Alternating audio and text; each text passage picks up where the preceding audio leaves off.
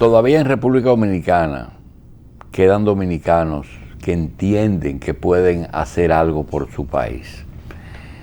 Hay personas que no tienen nada que buscar en política y lo hacen porque no le quieren dejar ese espacio a los malos. El doctor Santiago Jacín Albaine es un médico que quizás en su especialidad, si no es el primero, ocupa uno de los primeros lugares. Lo decimos no porque aquí no haya muchos ortopedistas famosos y muy buenos, sino porque el doctor no tiene nada que buscar en política en cuanto a prebendas y beneficios personales.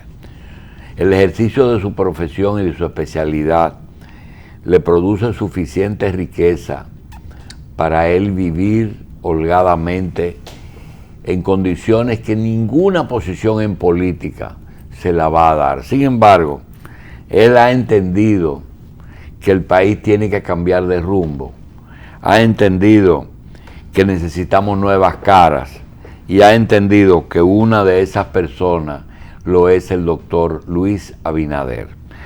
El doctor Jacín ha estado viniendo aquí como vocero del sector externo de Luis Abinader, que es el sector que más se destaca porque el interno lucha internamente con el PRM por la candidatura de Luis y ya lo hizo en el PRD por la misma motivación. El doctor Jacín Albaine hoy puede hablarnos de otros temas que tienen conocimientos de causa por el ejercicio de su profesión, y es las perspectivas de salud en la República Dominicana. Santiago, gracias por estar aquí, te agradecemos muchísimo tu presencia, sobre todo en un principio de año, que podemos hablar de salud y de política.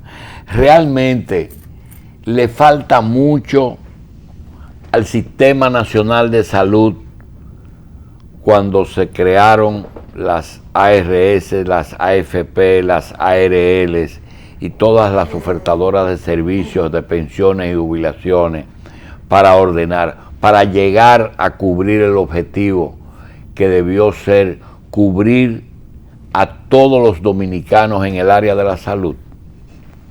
Bueno, gracias una vez más y feliz año a todos los seguidores de tu gran programa.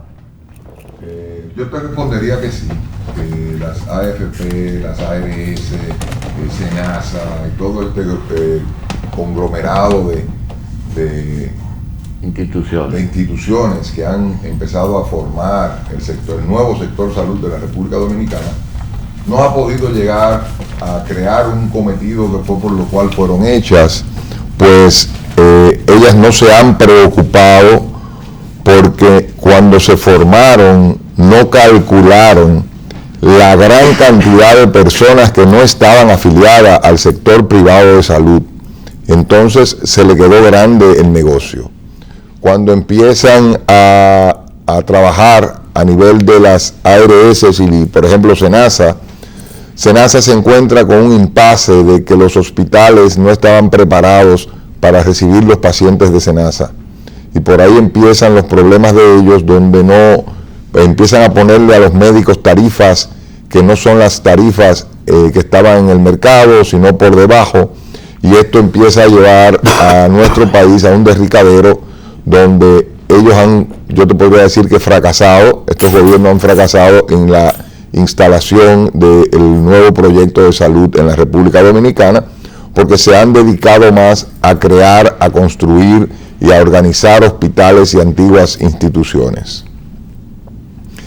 En el caso de el médico como elemento dentro del sistema de salud, ¿qué porcentaje de éxito o qué le falta al médico para aportar ahí? ¿Le ha faltado interés? ¿Tiene exceso de afán de lucro? ¿O tú crees que el médico está en cierta forma, o algún tipo de médico, manejado por las ARS? Vamos a empezar con el sector de ARS. Los médicos, en su mayoría, estamos afiliados a instituciones como sociedades. La Sociedad Dominicana de Ortopedia, el Colegio Médico, el Colegio de Cirujanos, y estamos dependientes de las ARS.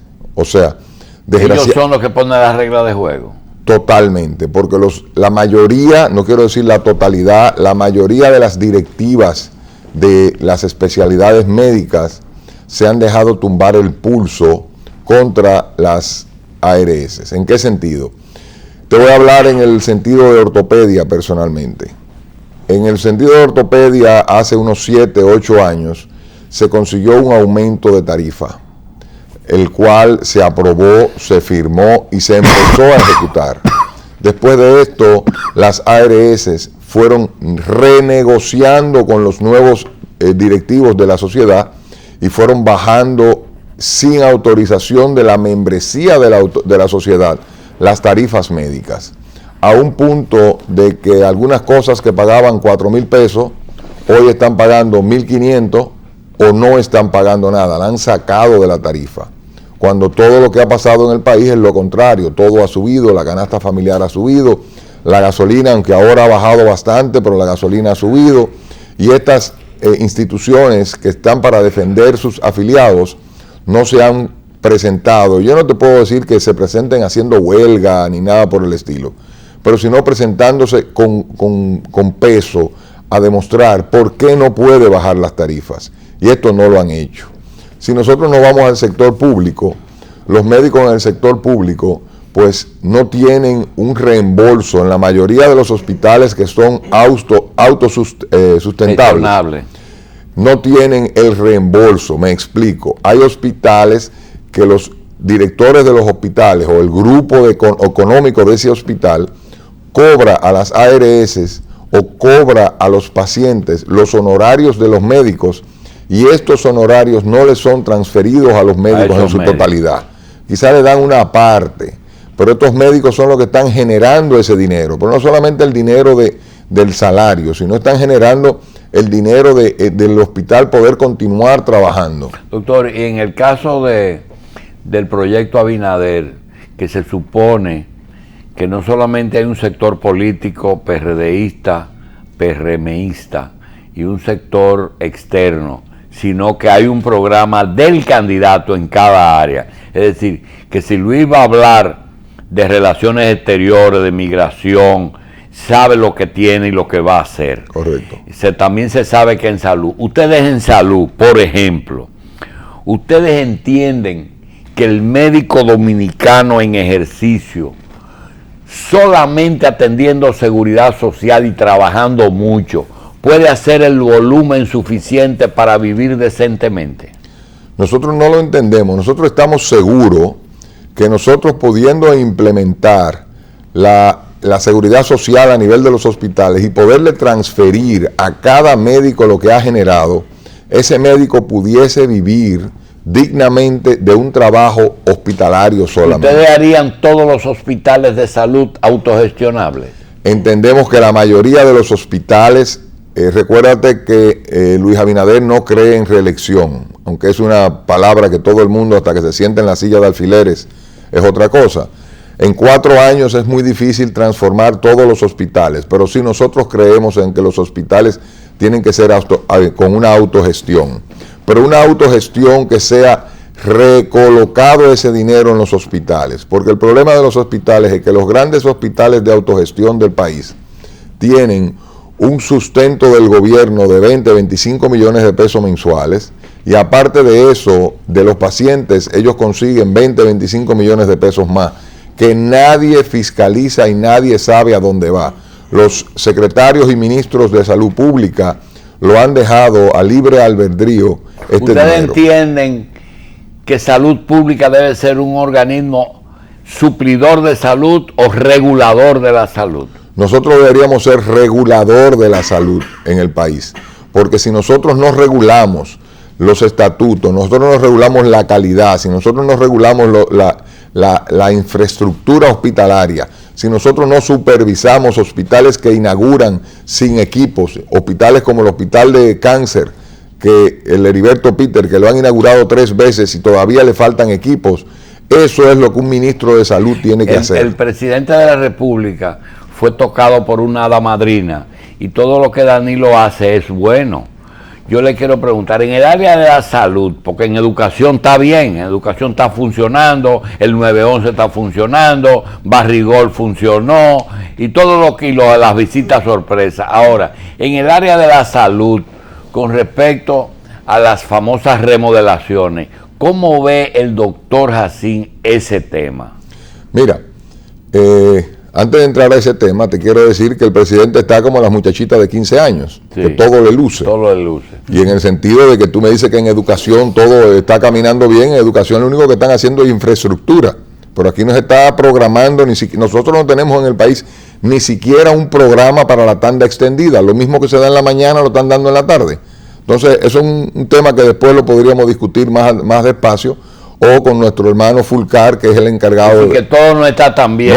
No. Y en la parte de salud, yo quisiera decirte de que el presidente Medina, desde mi punto de vista, se ha abierto muchos frentes, donde nosotros tenemos hospitales cayéndose a pedazos, con la mitad del hospital cerrado, como el Hospital Musa, en San Pedro de Macorís, que es una vergüenza, un hospital con un nombre como el Hospital Antonio Musa, un hombre que dio su vida por una ciudad, por una provincia, hoy en día cayéndose a pedazos, con el área de odontología cerrado durante 2 años, el área de quirófano no tiene capacidad para operar, y el presidente Medina llega a la ciudad capital, a la dueña del país, a decir que hay que cerrar el Darío Contreras, que hay que cerrar el Luis Jaibar y destruirlo para remodelarlo.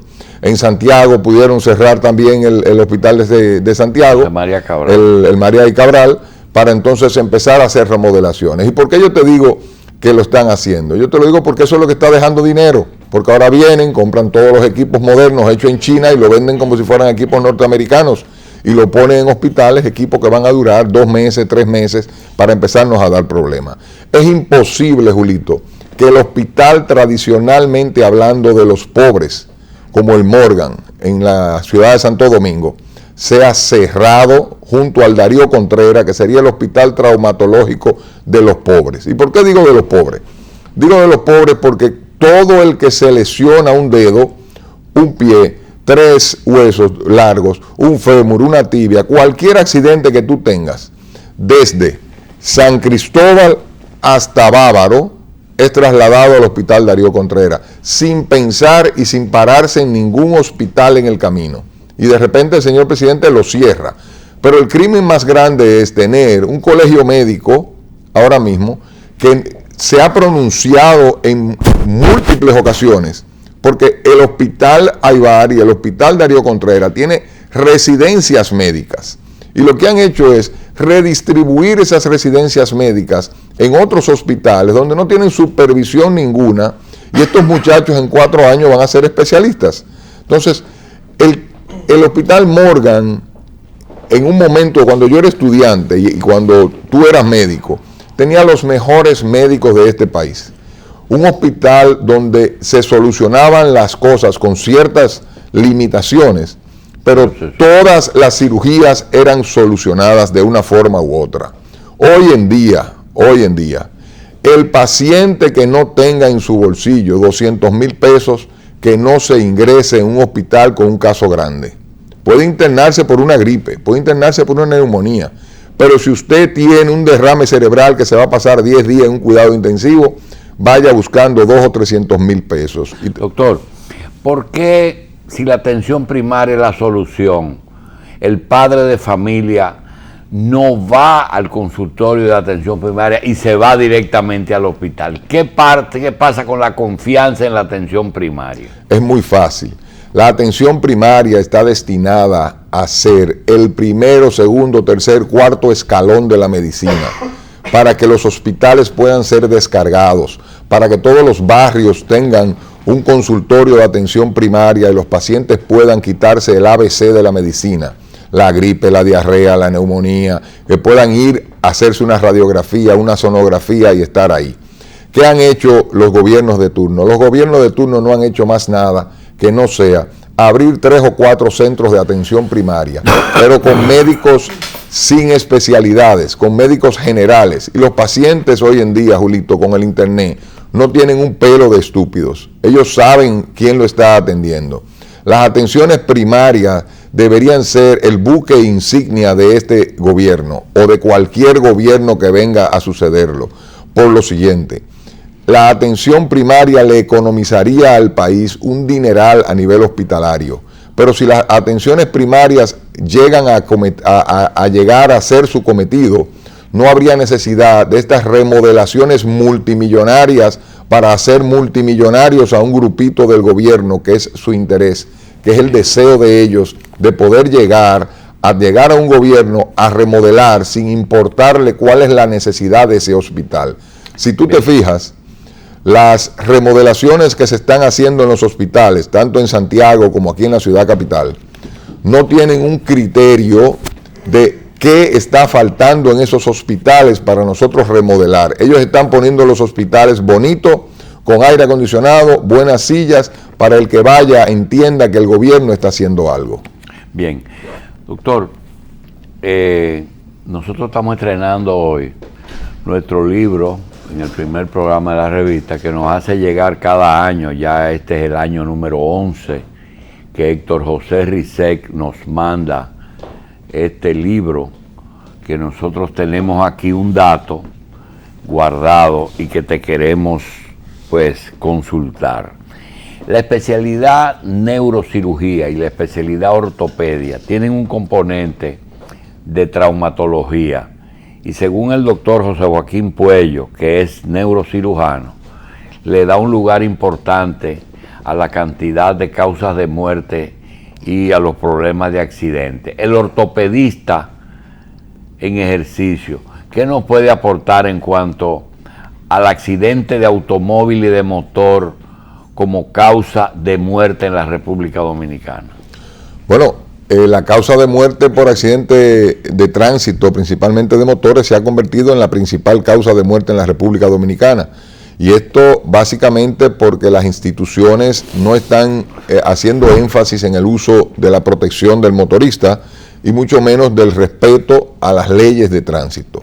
Nosotros como ortopedas exhortamos a que se empiecen a ejercer las leyes para la protección del motorista, porque el paciente politraumatizado quizás sea el paciente más costoso que existe en el área de la medicina. ¿Por qué cuesta tanto tratar un paciente politraumatizado? Generalmente el paciente politraumatizado llega en un estado no operable, porque llega o con un edema cerebral o con un hematoma, o llega en un estado de inconsciencia, con varios huesos largos fracturados. Esto hay que primero estabilizar el paciente. Y lo segundo es que los gobiernos de turno no entienden la falta de respeto que es para un paciente pobre tener que pagar por una síntesis, o sea, por un clavo, para que me entiendan, de fémur, más caro que lo que cuesta un motor de andar en la calle. Nosotros tenemos que quitarle los impuestos a los implantes. Nosotros tenemos que tratar de viabilizar que estos implantes lleguen a los hospitales a un costo lo suficientemente económico. ¿Qué es un implante? El implante son los clavos, las prótesis. ¿Un clavo paga impuestos? Paga impuestos. Y le están cobrando ahora, si no quiero afirmarlo 100%, pero creo que hasta el ITEVI le quieren empezar a poner. Y un clavo que se coloque en un hueso largo puede costar en algún caso igual que una motocicleta nueva. Si tú coges una motocicleta china te cuesta más el clavo. Ahora mismo un clavo de fémur, que es el que se coloca actualmente, ronda por los 28, 32 mil pesos. Pero si tú te vas a una prótesis de cadera o rodilla, que el paciente que amerita una prótesis no tiene otra opción que usar la prótesis. O sea, ahí no hay de que échale un chin de coquí, échale grasa, échale aceite. Es prótesis o prótesis. Una prótesis ronda por los 120 mil pesos. Doctor, la ortopedia fue una de las especialidades que más ha avanzado. Y hay un paciente que ha desaparecido por la magia de la tecnología. Es decir, ese viejo que se fracturó la cadera, que estaba condenado a una silla de ruedas y a una cama de por vida, con escala de posición y todas esas cosas, ya se ha integrado. ¿Qué pasó ahí? Bueno, muy fácil. Yo te diría que la ortopedia es quizás entre las 3 áreas que más han avanzado en tecnología. Antiguamente las prótesis eran inaccesibles para el cirujano ortopeda. Hoy en día nosotros operamos un paciente de prótesis, sea de cadera o de rodilla, y al otro día, máximo al segundo día, ese paciente está levantado y caminando a deambular con un andador, con un bastón, etcétera. Entonces ya se acabó el relajo de que acuéstalo porque no hay que ponerle. Ya los viejitos no son viejitos. Cuando yo era un niño, un paciente de 78 años era un anciano de estar en su casa cerrado. Hoy en día, un paciente de 78 años podemos empezar a etiquetarlo como un adulto joven. Bien, doctor, para nosotros terminar, las ARS cubren todo tipo de gasto de un traumatizado, ¿o es la ARL? Ambas cosas lo cubren dependiendo tu plan. Pero totalmente. Totalmente, hay una diferencia de un 10%. Incluyendo los clavos, no le dicen ve cómpralo por ahí. No, ya no. Ya la ARL te pone un poco más de traba. Por el riesgo laboral hay que llenar un sinnúmero de papeles, tienen que mandar inspectores porque ellos, como son partes de un gobierno, no están lo suficientemente estructuradas. Las privadas, las ARS privadas, están estructuradas que le cubren el implante a los pacientes. Bien, doctor, en el pasado, los años 50, 60, una radiografía simple de un traumatizado resolvía un problema. Ahora se necesita una resonancia magnética. ¿Por qué la resonancia ha pasado a ser tan indispensable y además tan difícil? Le ponen cita hasta 1 y 2 meses. Bueno, mira, yo te voy a hablar por mi caso personal. Mi caso personal, yo trabajo en un 80% medicina deportiva. Las radiografías lo único que hacen es, lo único que puedes visualizar es los huesos, las articulaciones y llegar a un punto de poder imaginar que algo más está dañado. Cuando tú tienes un deportista que te vale 10 millones de dólares, tú necesitas ver ligamentos, cartílago, menisco, la articulación, líquido, si tiene o no tiene, para nosotros poder realizar lo que se llaman cirugías artroscópicas o poder dar un diagnóstico para nosotros poder tener un pronóstico con este paciente. Si tú eliminas la resonancia magnética, se trabajaría como se trabajaba en los años 50 en la ortopedia, suponiendo por una historia clínica de que ese paciente tiene o no tiene una lesión de menisco. En muchos casos, tú habrías, porque realmente existía una lesión de menisco, tenías que hacer una menisectomía total. Hoy en día, a través de la resonancia magnética, nosotros sabemos qué parte del menisco está lesionado, dónde vamos a introducir el artroscopio y solamente hay que suturar o resecar esa pequeña fracción del menisco que está lesionado. Bien. Vamos a darle las gracias al doctor Santiago Hassim Albaine y darle las gracias por ser un invitado del primer día 2015. Se nos quedó por hablar el tema de los médicos ortopedistas que tienen los clavos en el consultorio. Bueno, pues tiene que dejar eso para el lunes que viene, que él viene con la agenda de Luis Abinader. Doctor, gracias. A ustedes, feliz año.